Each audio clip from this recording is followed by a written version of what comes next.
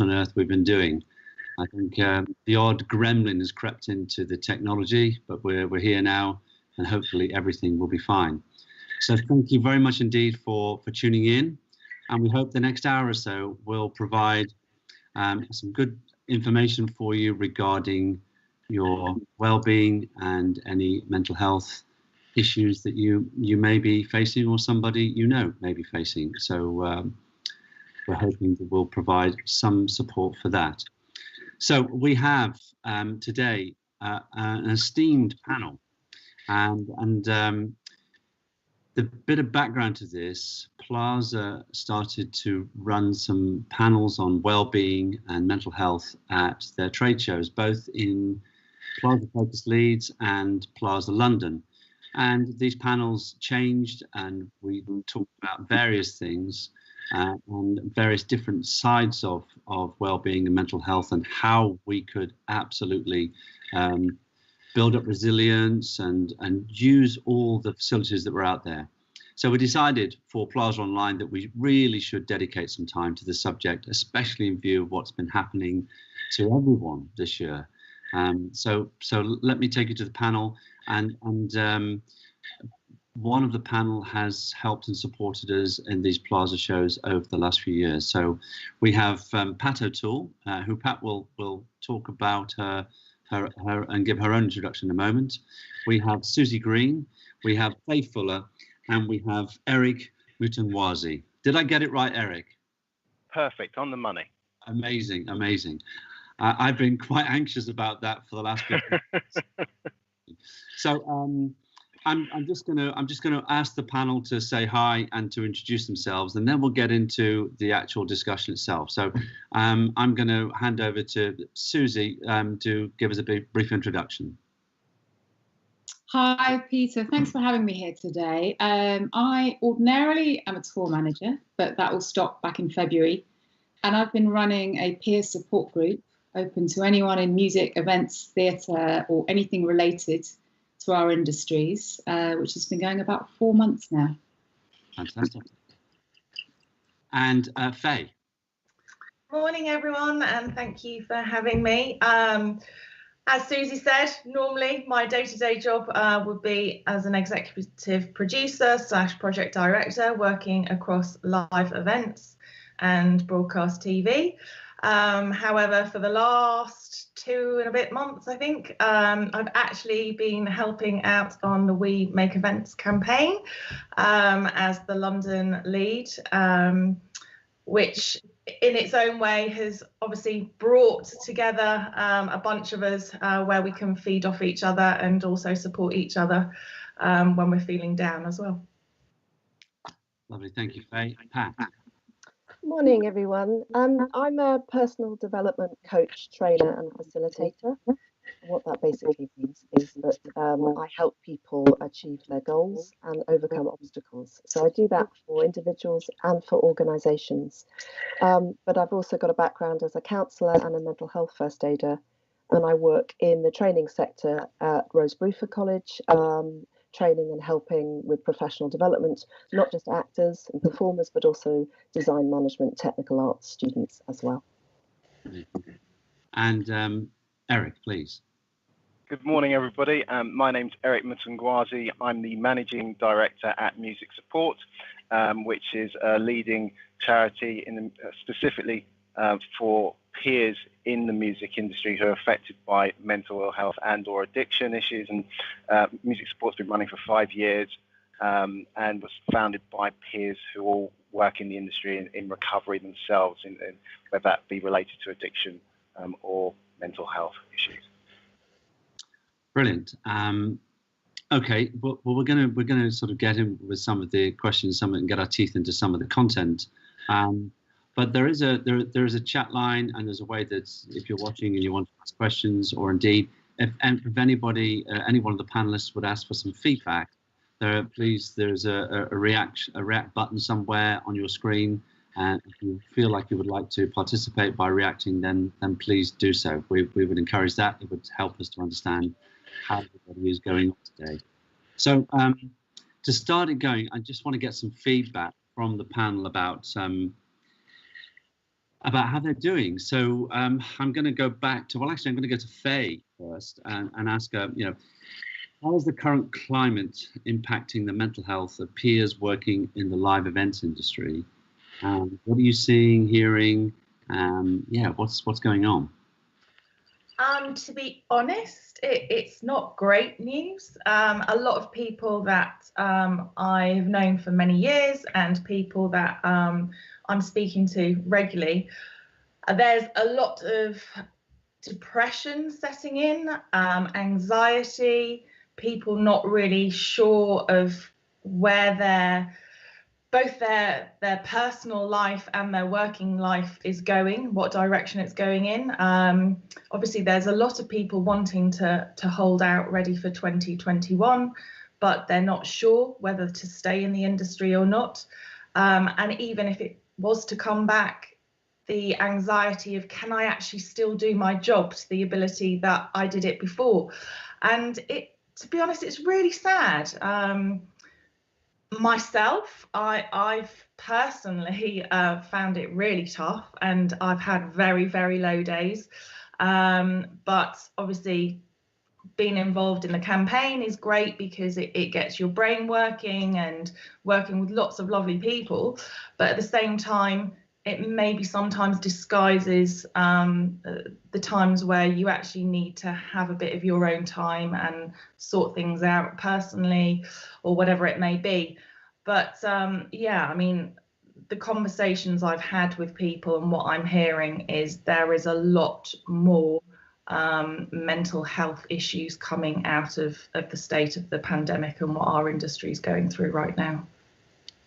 Yeah, thank you. And so Faith referred to We Make Events, and Plaza is very heavily involved with We Make Events. And it's hugely noticeable when we have our various meetings that we do, We Make Events, the impact it's having on people and their sense of urgency. They want to get out there and do something. It is palpable. But Susie, how's the same question to you really, and what's been going on for you? I think I'm probably going to echo a lot of what Faye just said. For me personally, I'd say, I didn't coin this phrase, but the corona coaster is a fairly good description. I veer between days where I'm doing okay and days where I hit real walls of depression and despair and real despair.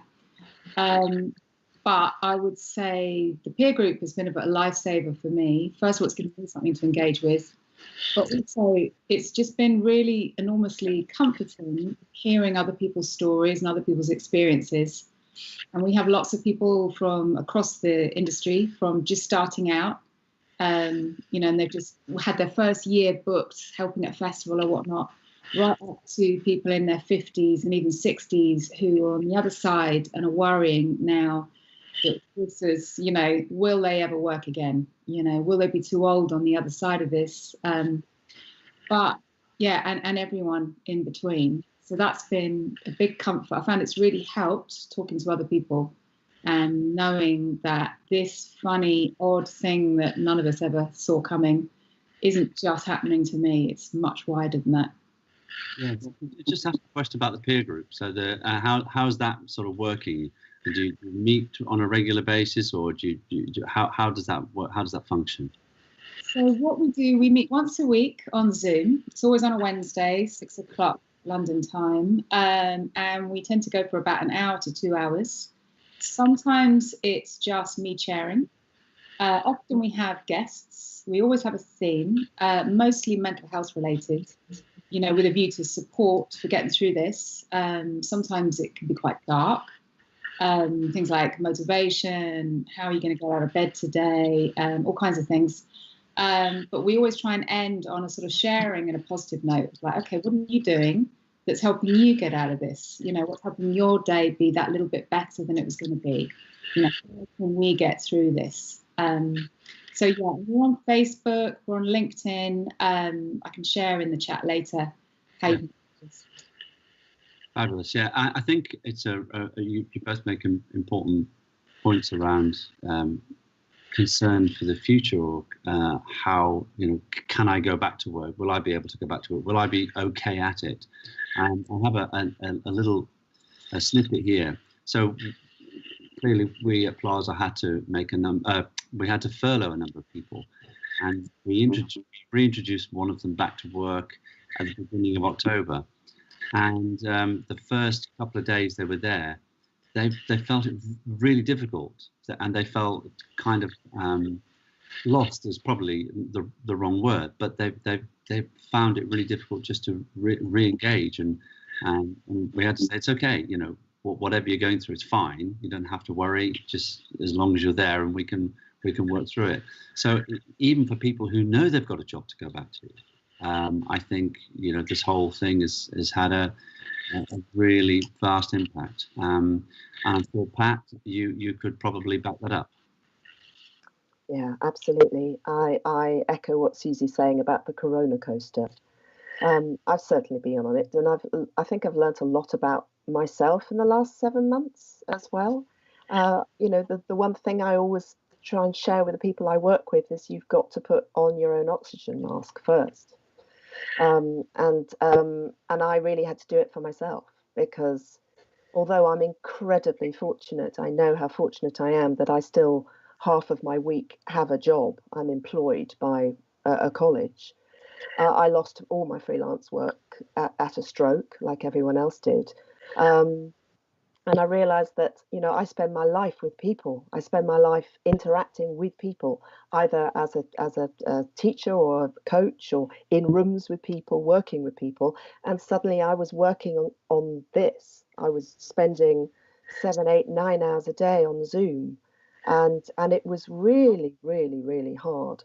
So I think I found myself actually doing less and less and less, and just trying to make every day, you know, do something meaningful for myself every day. So a huge amount of yoga and walking, my allowed walking at the time. You know, I'm very lucky I live in the South Downs, so that's been my sanctuary, I think, is making it very simple, valuing, really being grateful for what I do have, because I'm very, very aware that all my friends, and including, you know, my family, my partner, is a production stage manager, the work's gone. So, you know, we're living through this every day. But yes, I'm trying to support other people. And at the moment, of course, we're trying to support our students, because we teach face to face, and sometimes that's scary when you're in front of hundreds of students, even with a mask and a visor on.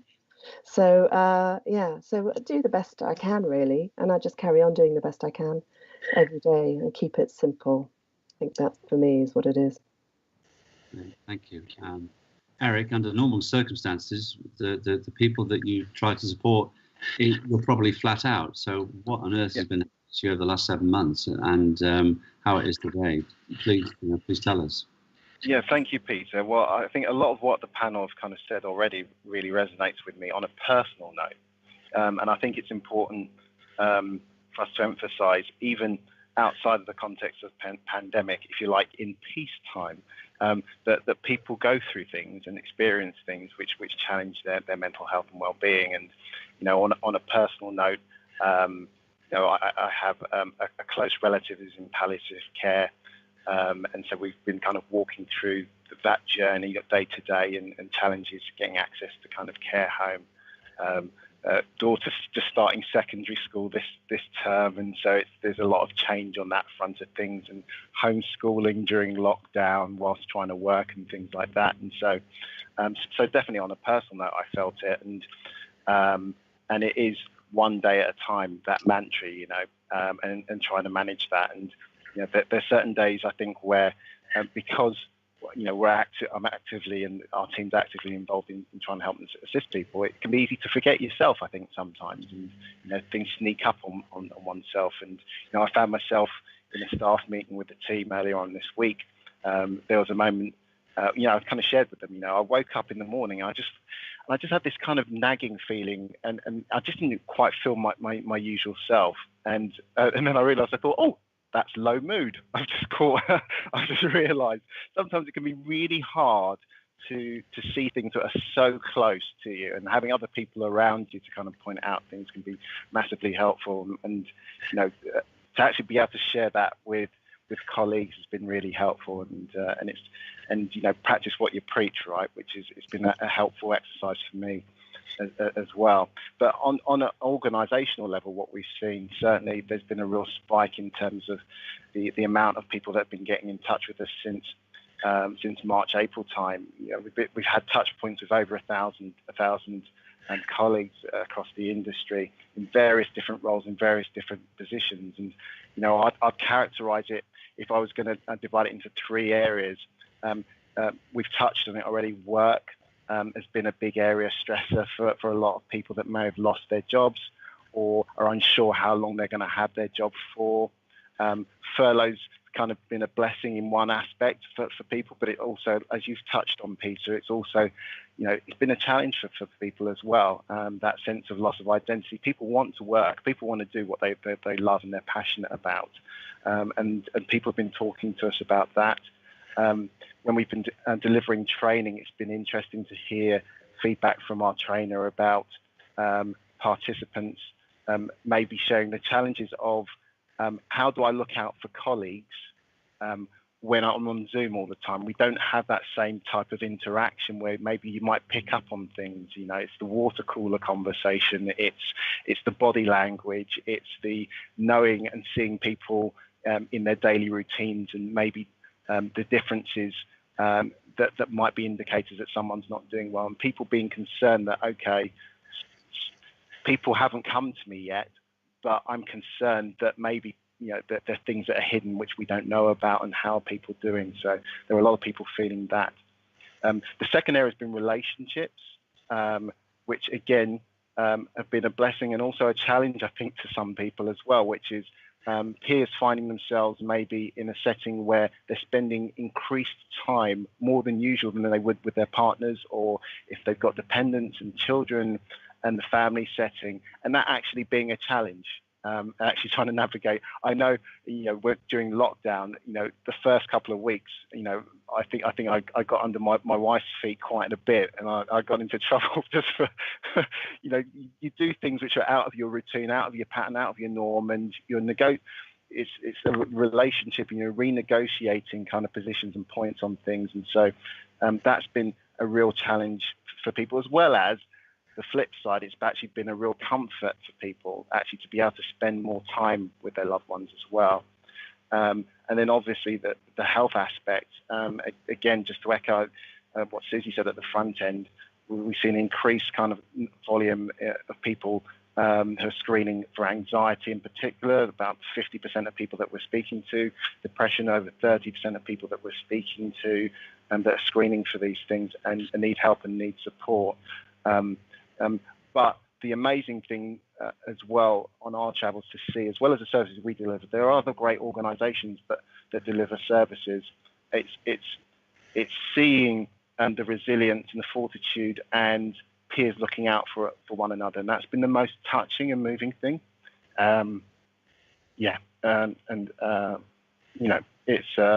It's amazing to see peers wanting to be there for each other and support each other. And so, I commend, the likes of Susie and other people that are doing what they do, because it makes such a difference. It's so vital. And hopefully the other side of this, when we come through this, we'll be even more resilient, and we'll be stronger as industry and industries, because we have those relationships that have survived this. Let's hope so. So a little insight to me. So I'm maybe a bit like Faye and Susie. I've been a nomad since the early 90s, spending little more than 2 or 3 nights a week, or maybe a fortnight at home, and all of a sudden in lockdown, to be spending 7 nights a week at home, and having to go through all that stuff. Not being a nomad, not living in hotels, and all those things. And for a while I was going, this is great, this is just brilliant. And then after about 3 months of looking at the Zoom screen, I'm going, no, I need not to do this anymore. I need to get on the phone again. And it even got to the point earlier on this week, I think I was explaining to a couple of my staff that I did something really exciting to try and change my day. I went to a different supermarket just to change my drive. Yeah, it didn't fit it, but it was certainly something different. Anyway, enough of that one. But thank you for your answers there. I'm gonna go to Pat, because I think Pat's got some slides that she wants to share with us, because the next part of the discussion is about resources. So what resources are available? So I think Pat, you're going to start with this by talking through some of your slides, and then we'll go out to everybody else and expand the conversation. Is that okay? Yeah, absolutely. Thank you. And we were really interested when we were talking as a panel before we came on this morning. We were interested in knowing how you were doing out there, and we wondered whether if you felt able to or comfortable to just to let us know how are you feeling today, and you can do that by using the reaction emoji. And just you've got a range of I think you've got about 4. See if you can pick one and just put it up for us and see if, or put it in the chat so we can see how you're doing, because we want this session to be it's incredibly useful to talk and to share, but we want it to be helpful. We want it to be helpful to you and to point you in the direction of resources and help, because we know it is really tough out there. So if you're able to do that, I've got, I'm watching the live feed on the left-hand side here, so I can see what you're doing. If you're able to, if you're comfortable to, just give us some indication of how you're doing, and we will keep an eye on things if you've got anything you want to ask us. So the slides, I've got a couple of slides, very few. I wanted to point all of you in the direction of some of the things that are available out there. So I've been involved with many other people in the Mental Health Charter for the Performing Arts. And on the next slide, please, you can see what that is. It started in 2016. Many of you have heard me speak about the Charter before, and it was really in response initially in schools at the MTA, actually, the Musical Theatre Academy, with those of us who are training young performers, worried about the rising prevalence of mental health in training institutions, and we wanted to do something about it.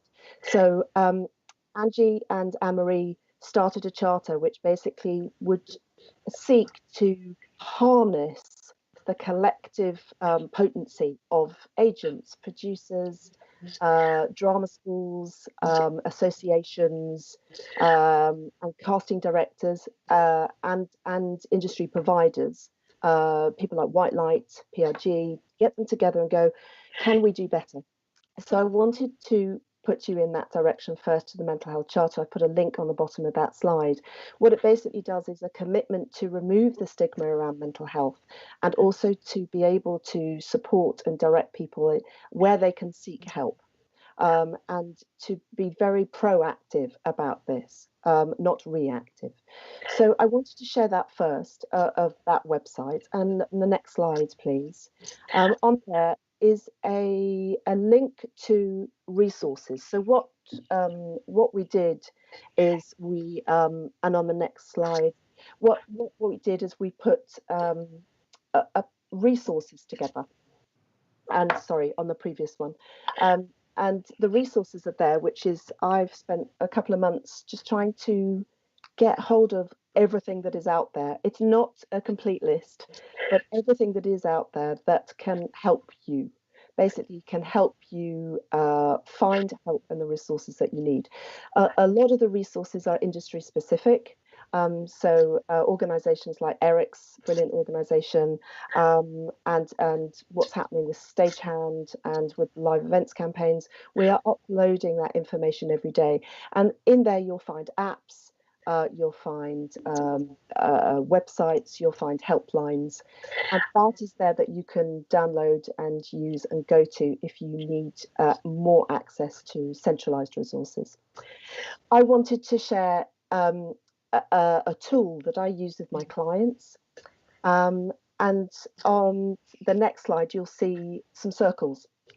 And the circles are basically something that when we feel overwhelmed, when we feel completely like we do not know where to go and where to turn, what I have done a lot with the people I work with is ask them to consider this. If you could, what can you be in control of, and what do you have no control and influence over? So what we do is we draw circles. And by all means, if this is helpful, get a piece of paper and a pen and draw a couple of circles, 3 big circles. One circle is an area that you have no control over. So, for example, the weather, generally Wi-Fi, internet failure, traffic, those things we don't have any control over. But we do need to think about what can we have some influence and control over? What can we do today, this moment, that will make us feel more connected, more purposeful, more like we have something? Because at the moment, many of us feel we have no control over anything. Our livelihoods, jobs have been taken away. Finances, people are very, very scared and worried about their finances. So in those circles, what we do is we look at populating those circles with all the things in your life at the moment that you can do something about. And on the next slide, I thought I'd share mine. This is what I did, crazy as it seems. I did my own circles at the beginning of lockdown because I felt very confused, overwhelmed, worried. My sleep was being affected. And I didn't feel like my feet were on the ground at all. So I thought I would basically practice what I preach. I did my own. And you can probably see my own circles. So what I did, as if you can see, is I wrote down all the things that I have absolutely no control over. So for me, COVID, Boris Johnson, very simple things, the government. I have no control over losing my freelance work. I had no control over lockdowns. I had no control over my bookings being cancelled, my flights being cancelled, my holidays going, all the things I think we've all experienced. No control, absolutely none. We put a huge amount of energy and a lot of our time, and the biggest cause of stress for many of us is when we put that focus and energy into things we have no control over. It causes enormous amounts of anxiety and stress.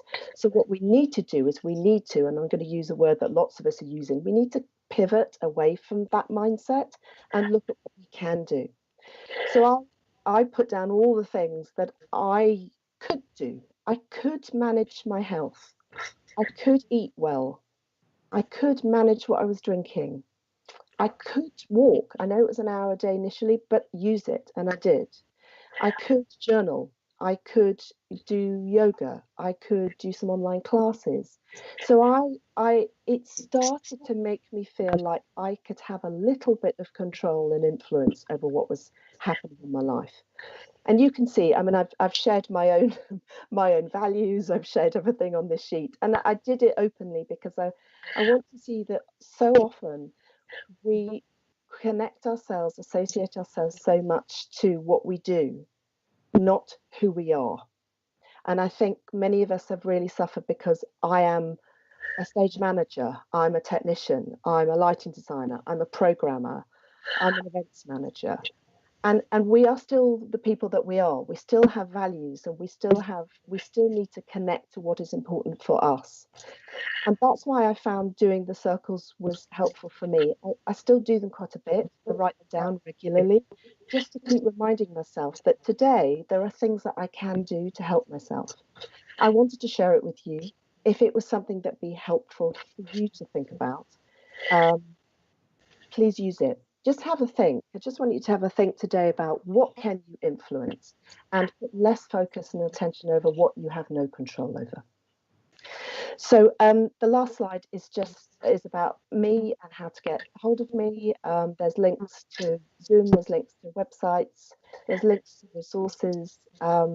And if people want to talk to me, want to email me, want to message me, want to ask me anything, I'm really, really, really happy and I would welcome you doing so. Thank you, Peter. Brilliant. Thanks, Pat. I mean, earlier on, Pat asked people to give us some indication of how we were feeling. Have we got any results then? Anybody giving any results? Anything happened? Anybody? Yeah, I can see. Yeah. Lots of very sad faces. Oh dear. Yeah, which is, it's not surprising. I think that's what has happened in We Make Events, and maybe they would be able to back this up as well. And we've had a phenomenal amount of people who want to get on, and there is a desire to go out there and take action, whatever action that might be, and we have to do that with caution. We have to do that in a way that protects everybody and break the law. But at the same time, whilst people are trying to do these things, and most people are doing these things,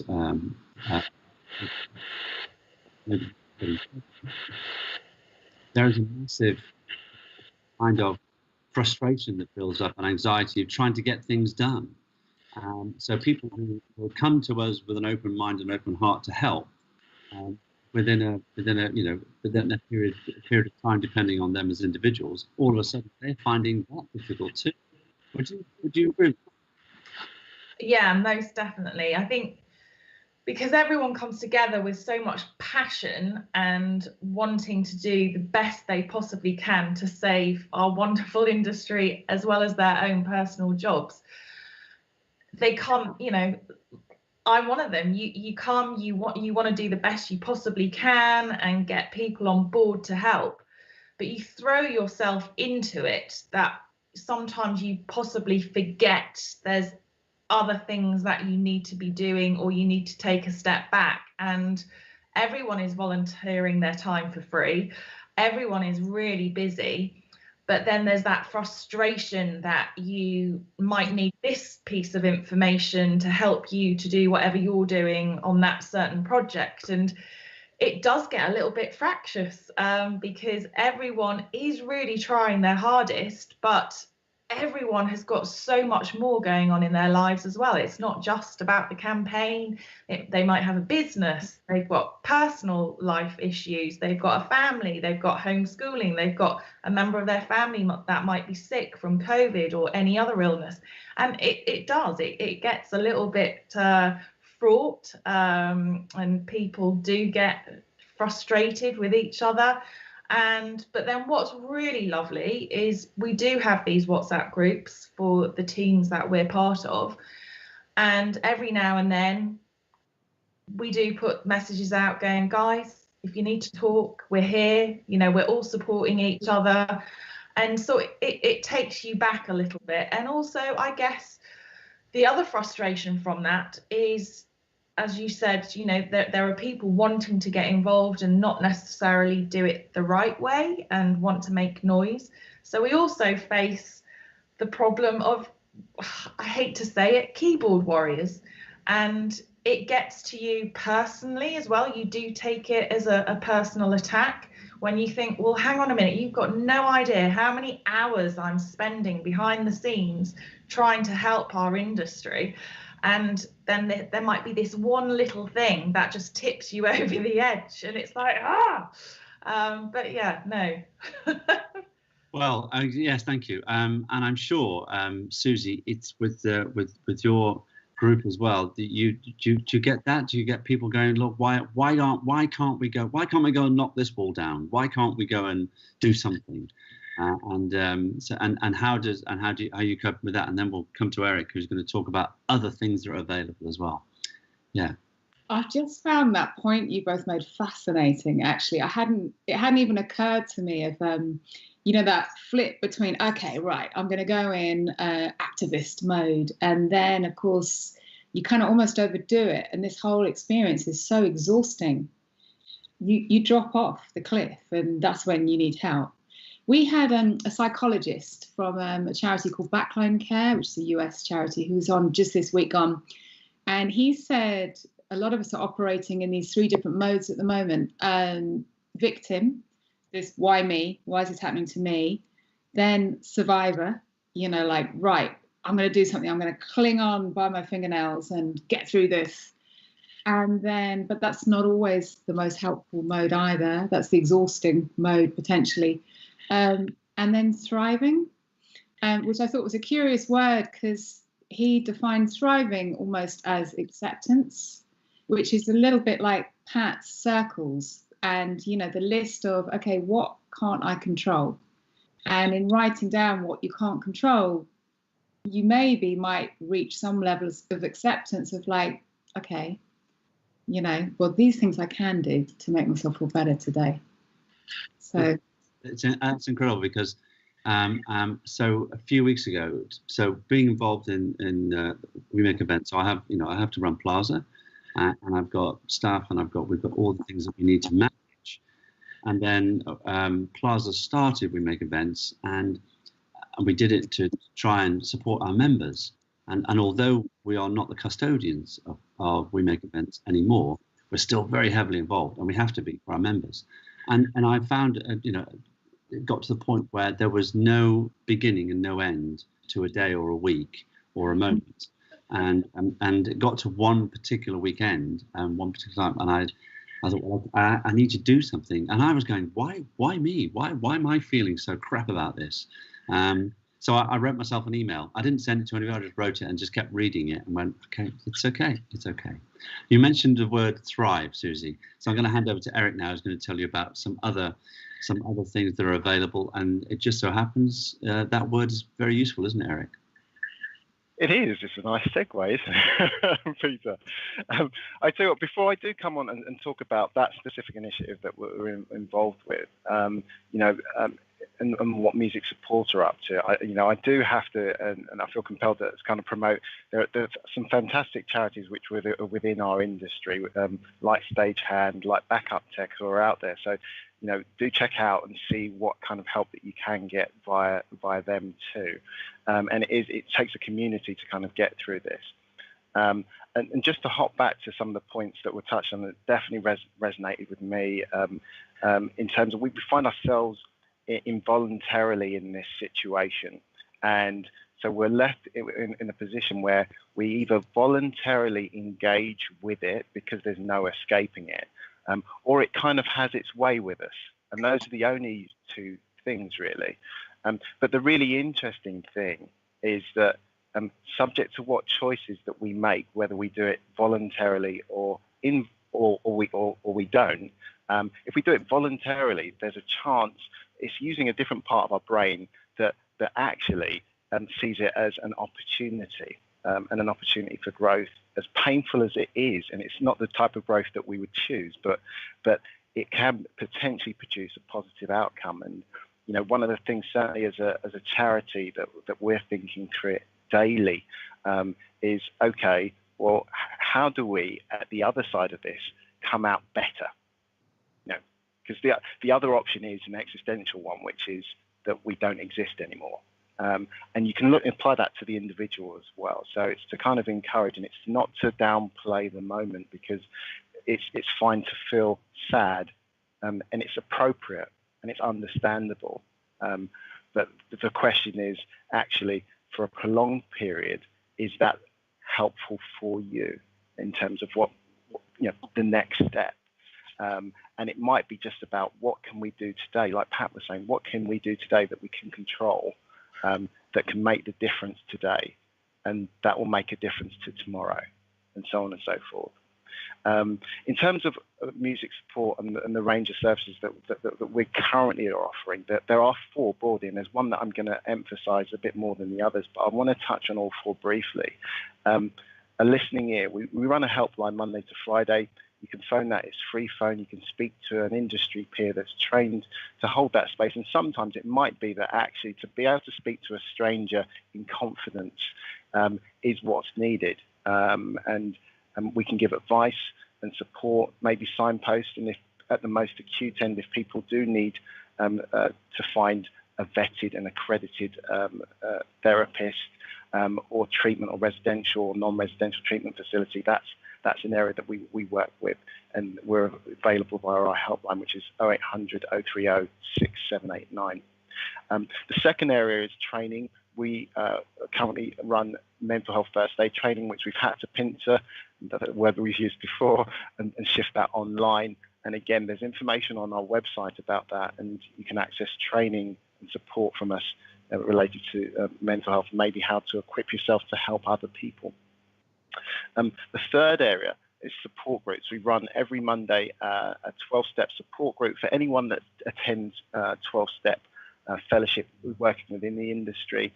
It can be any 12-step fellowship, or you can be a newcomer to recovery. So again, that's a theme of addiction and recovery, and getting support from peers that, as well as are on that pathway in recovery, have industry experience as well for context to support you through this. The third area, which I'm going to emphasize now, which is an initiative that we started at the beginning of April, which is how to get access to services and support and some practical tools to help peers when they're everywhere in the country or in the world.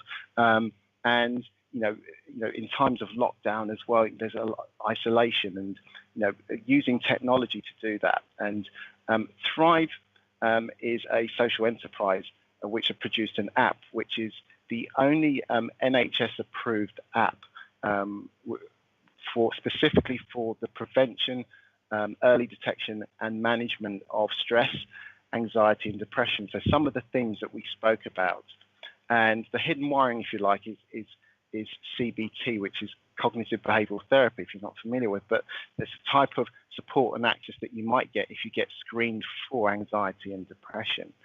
But beyond being a responsive and effective way of dealing with anxiety and depression, CBT, the tools that you'll find within it are actually really good and positive life skills for prevention.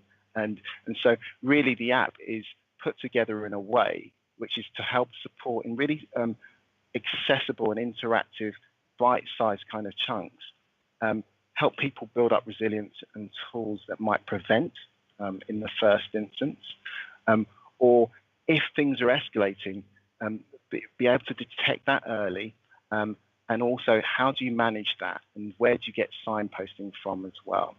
There are various resources within the app which give you different tools from CBT learning, deep muscle and relaxation techniques, distraction tools, and it's all housed within your fingertips, basically. There's also a mood indicator, and it gives you an opportunity to kind of track how you're feeling as well, and see that and journal that in confidence as well. The app comes with, the app licenses that we're giving away for free comes with in-app text-based coaching. So if users have got concerns or they want to learn how they can use the tools better, and they might want to talk to someone about that, you can do that through the app.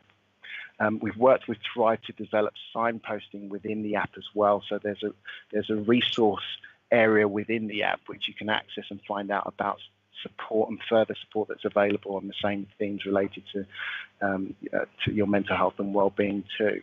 And you can download that via Apple Store or for Android, Google Store. And there's a unique code which we're making available today. And you can either get that via our website, but there's also a flyer which I think we're going to get up on screen, but which we're going to be making available via website, Plaza, and during this session, which gives you all the information about how you can access this resource. And we have a limited amount that we're just giving away for free. And it's, like I said, it's hopefully an additional resource among the other resources which are out there, which you can use and have access to for 12 months to provide you with support on your travels. Brilliant. That sounds amazing. I think that is on the screen at the moment, that slide. Fantastic. Okay. Well, it's time for audience participation a little bit while we have the next question or next discussion point, which is, are there any gaps in mental health provision, and how can we as an industry help fill those gaps? So anybody who's out there who has experienced anything and would like to send some feedback to live to the group right now, then that would be fine. Please do that. in the meantime, it'd be good to get some feedback from the panelists to know if they know of anybody who's experienced where the gaps are and what that might be, or indeed themselves where the gaps might be. So yeah, they're coming in now. Well, before we go to the responses, let's just go around the table. And Susie, so yeah, what sort of gaps do you think there are, or has anybody in your group, for example, said, you know, I've experienced this gap. I went for this. I didn't get that. Any information there you have would be good. You know, I can share a personal story for this. I definitely at certain times through my life, because I have all kinds of suffer from depression, dip in and out, always have done. And I have tried to get support therapy as an alternative to antidepressants from my GP. And I waited 2 years. That was my experience. And that was before any of this was happening. So obviously that's just my personal experience. But I find if you're trying to help yourself without going the antidepressant route, that can be quite hard. So I would just say, you know, so it would normally ended up being self-funded. Yeah, I have a similar personal experience many years ago, when I didn't really allow myself to grieve over the passing of my mother, and after a few years, I started to physically break down, and I went to the doctors, and they said, "Well, we can get you some help, but it might take 9 or 10 months." I said, "Oh, I would hate to think what position I'll be in then." So I had to go and fund my own. And I actually chose rebirthing, which was a particularly really powerful way of doing stuff. Faye, what about you? What about gaps with the people that you've been talking to? Yeah, I mean, for me, it's probably not necessarily seeing the gaps or knowing where the gaps are. I think mine is probably more with the people that I talk to, myself and the industry, and how we work. As people, we're probably really bad at using the tools that are possibly out there or talking. We're in this mindset that, you know, this is our job. When we're on site, we work 16 hours a day and it's fine. And then we might have a drink at the end of the day, and we sort of work ourselves to the ground to possibly cover up anything that may be going on within our lives. So personally, I don't know where the gaps are. I would just say, as an industry, we're probably quite bad at opening up, showing our vulnerability, and asking for help. Brilliant.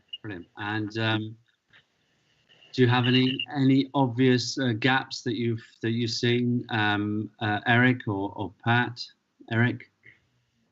Yes, I mean, funding for treatment is a big area. You know, charities like ours, ultimately, you know, we shouldn't be, and we're not replacement for NHS's statutory responsibilities. And you know, as we all know, we've got an amazing NHS, but we know it's stretched. Even during peacetime, it's stretched, and so there is a gap and there is a real need. And you know, what better beyond this for our industry might look like? And you know, again, I'm really encouraging to see people fundraising and whatnot, but maybe on the other side there might be more resource within the industry to look after our own and support. And again, it's not to replace, but it's to complement existing services that are out there. The second one I'd say really quickly is just in the area of addiction and recovery. I think, you know, we've made a lot of ground with kind of education and just informed awareness about mental health, although there's still some way to go. But we have made a lot of ground in recent years, but still addiction and recovery, I think, is lagging behind. And there are a lot of people that are affected by that, and a lot of people, if not themselves directly, know someone within the industry as well that's affected by that those things, and actually just better awareness, better understanding, better education, better literacy around that. And so I'd say that's an area that we're working on, but we need help, and we need to mobilise peers to do something. Thanks, particularly in a time like this when in lockdown, there is evidence people are drinking above levels, in particular with alcohol, that are safe, and that over a prolonged period of time is a concern. Yeah, agreed. We do have a comment here from someone who says they've been using the app, the Thrive app, for the last 3 weeks, and if nothing else, it's helped me gain an understanding on controlling my mood. So big thank you to music support, as they say. So that's great. Our pleasure. Yeah, but what about Pat? What about you in terms of gaps in mental health provision? Because the work that you do, you probably see gaps all over the place. Yes, and I won't. I think Faye and Susie and Eric have talked about gaps in provision at the point when people need clinical intervention. It's very difficult to get access to psychological support, counsellors, psychologists. That's a big problem. That's at the government's door.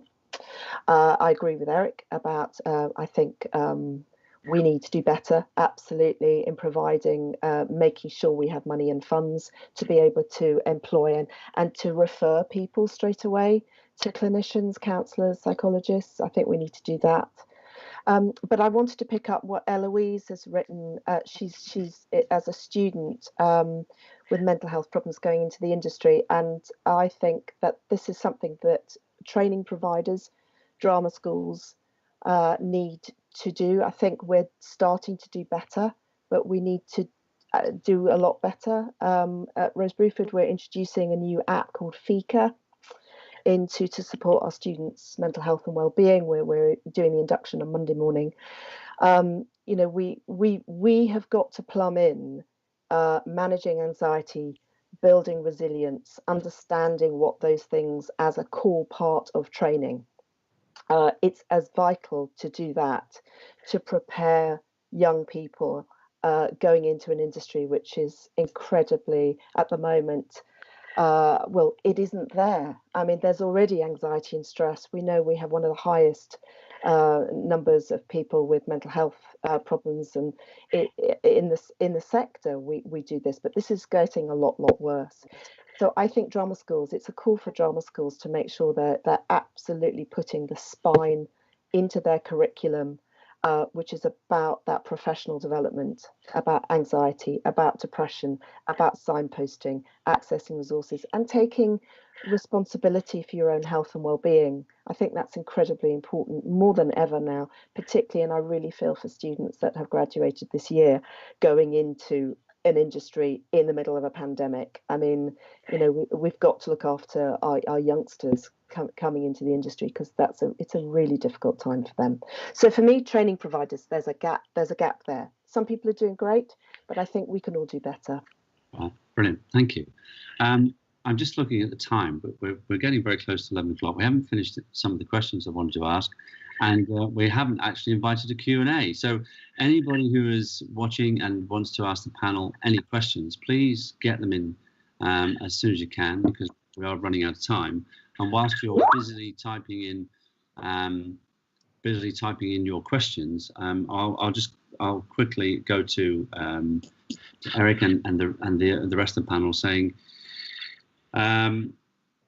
what challenges or opportunities are charities and businesses like yours facing right now? So, what challenges or opportunities are facing, charities like yours right now? That's just while we the questions. Oh, what, are questions coming in? Yeah, they're coming in. They're coming in now. Yes. Well, the quick, obviously, challenges in this time. As a nature of our charity, would receive normally a lot of income from within the sector, and obviously the sector's been really hit hard. So that there are existential challenges with that, and the charitable sector just in general fundraising. But the reason why we're here is because individuals and companies that can contribute something do, and so it's just to encourage people. And I've seen some amazing fundraising for just this whole area of mental health and well-being going on for various charities, and that's encouraging to see, because it does take a community in order to make these things happen. So again, it's just to put that out there as a real challenge, but an opportunity to work closer together. Okay, well. Okay, let's just have a look at some of the questions that are coming in. There's a question here. are there free coaches / therapists for the non-concert touring sector? I would imagine there are, but I would have no idea how to contact them. Pat? I mean, I know myself and other colleagues are doing some coaching gratis. I certainly have offered to do free coaching over the last 7 months. I don't know whether officially there are, but I do know that some people are doing some pro bono work for certain, because we all understand that people need coaching and they need support more than ever. But finances are very tight and non-existent. So that's not a long-term solution, but it's one that we're trying to do to support our colleagues and brothers and sisters in the industry. But I don't know for certain about free. There's obviously a lot of free access to counselling, and Eric's already talked about what's available on Thrive. But officially, in terms of coaching, I'm not entirely sure. Eric, would you support? Would they be, for people who are working within the industry but not touring? Could they come to you and you point them in the right direction? We certainly can point them in the right direction in terms of vetted and accredited clinicians that can provide therapy. And in my response to that question, I'd say be wary of it, particularly from a therapy perspective. And I know because that's what we work with therapists. Be wary of it just seeking just free support. There might be other ways to get funding, which we can speak to you about. And there are organisations like Backup and Tech and Stagehand that might provide the funding. But then always it's the starting with a therapist. It's making sure you've got the right recommendation to someone that's accredited and vetted. I think it's worth pointing out at this stage that charities have articles, which means that they're only allowed to give out their funds under certain circumstances. Any charity has this, and we know that charities within our sector have amended their articles to be able to support people who are struggling because of COVID. And of course, that means there's hundreds of thousands of people who are struggling on many different levels, whether that's just financial or whether that is to do with well-being and mental health. But nevertheless, Backup and I believe Stagehand have amended their articles, so someone can approach them for funding for a number of different reasons, and especially if they've been affected by COVID. So, which is great news. And I know that both those charities are heavily fundraising at the moment, and certainly we make events. We are contributing funds to charities, so people can go and apply for grants for a number of different reasons. So that's really great news. Okie dokie. Another question here. If touring resumes next year, what planning will be done by production managers in order to ensure the crew safely, as budgets, of course, will be down? I'll go to Susie for that one. I knew you were going to do that. I'm no tour manager industry figurehead, but I can tell you from my corner of the little world that I operate in. I'm part of a production group. It's called The Production Group, somewhat unimaginatively of tour managers and production managers. And we produced a COVID safety document for touring, and it's touring specific, partnered with the PSA, and it's available via the PSA, which has guidelines for touring crews, putting together tours, venues, promoters. So that would be in regards to safety for COVID. As for mental health, I hear you, and I wish there was more support being put in place. But what I hope will happen out of this weird time that we're in at the moment is people are talking about this. And again, within the group I just mentioned, we are educating ourselves on how we could deal with issues with crew as and when they come up, because they do come up, especially when you're a production manager or tour manager and you're in charge of people. There are things that happen when you're away from home and people are tired, whatever. And from that, actually, I've just been doing training via music support by Eric, which is mental health first aid training, which I totally recommend for anybody in this industry, whatever position they are within a tour. It's just about recognizing when people may need help and having a sort of toolkit of how you might deal with that and how you can reach out and actually be of help. Yeah. Okay. Let's go to another question. So thanks. And this will probably be the last one before we do a wrap up. So this says, obviously mental health and wellness is something that has been taken very seriously in our industry over the past few years. Is there anything particular that you think will need putting in place or being especially mindful of as employers and employees when we start being able to return to our industry following the events and the impacts of 2020? For example, should more companies and people be looking at getting the mental health first aid training? We've got a thumbs up from Susie, so I will go there first again, Susie, before going around the table, just to answer that and perhaps do a bit of summary as well before we have to close. So yeah, go there first. Yeah, in answer to that, please do. And there are ways of doing that training. As I say, I had an financially assisted place because I couldn't have afforded the full price of the training. And there are assisted places out there via music support and also Stagehand, which is part of PSA. So please, I encourage anyone to go and do it. Okay, that answers that. Faye, did anything? Yeah, no, most definitely. And I echo what Susie's just said. And obviously, being a freelancer, there are many agencies that I obviously go and work in their offices. And it's great to see that some of these companies do put on mental and wellbeing days. But it needs to be more than just that day once every few months. There needs to be that support throughout the whole year and not to just be on that day. And so, yeah, I mean, most definitely the training and having somebody within that business place that there's someone you can go and talk to. Because as I said before, we all get trapped in that day job and being sat at the screen or then going on site and it's sort of forgotten. So yeah, no, most definitely. Yeah.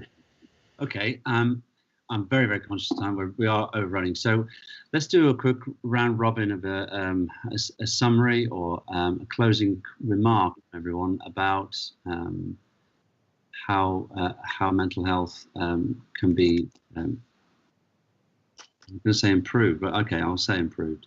And for your particular area that you work in, and we'll close it on that, and then I'll just wrap up at the end. So yeah, let's start. Pat, could you go on this one, please? Yeah, sure. I mean, I'm aware in the chat people are asking for links to documents. So the link to the Directory of Mental Health Resources that has everything on it is absolutely available for production and company managers.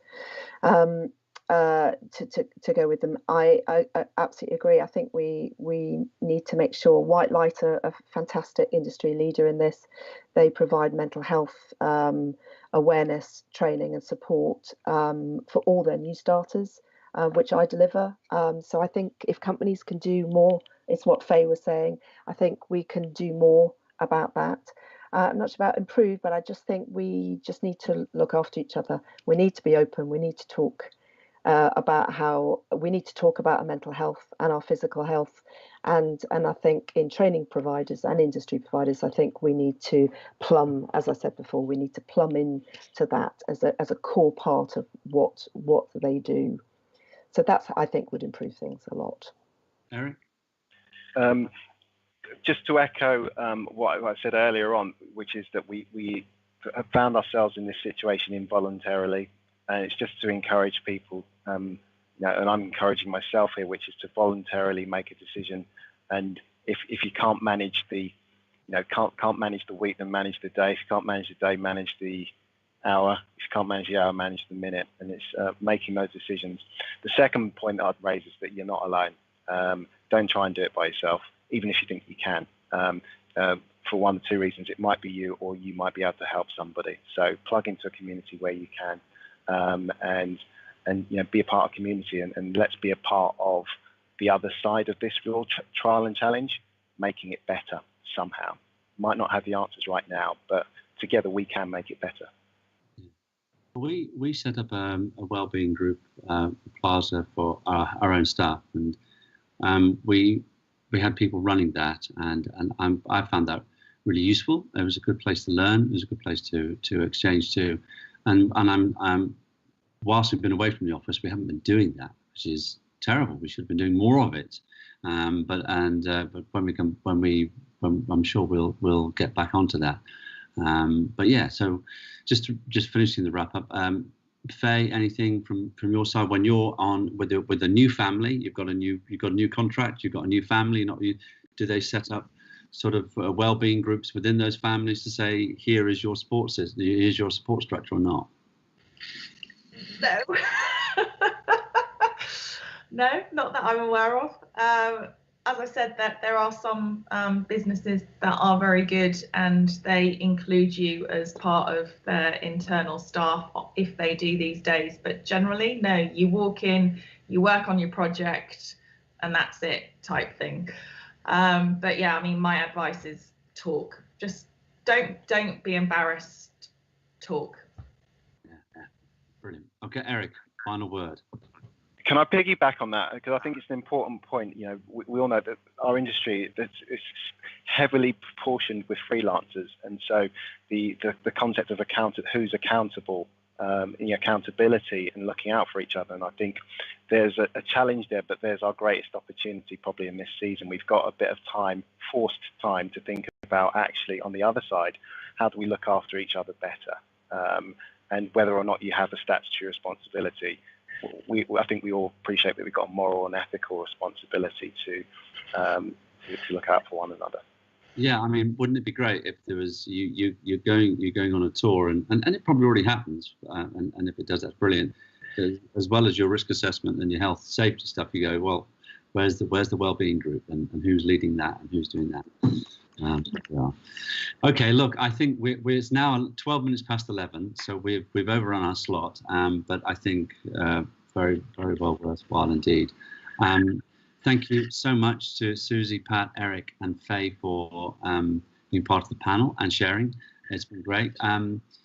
I believe this has all been recorded, so anybody who missed it and wanted to catch something, you can. I'm sure all the links and information can be found on the Plaza website. I'm sure that will be there too.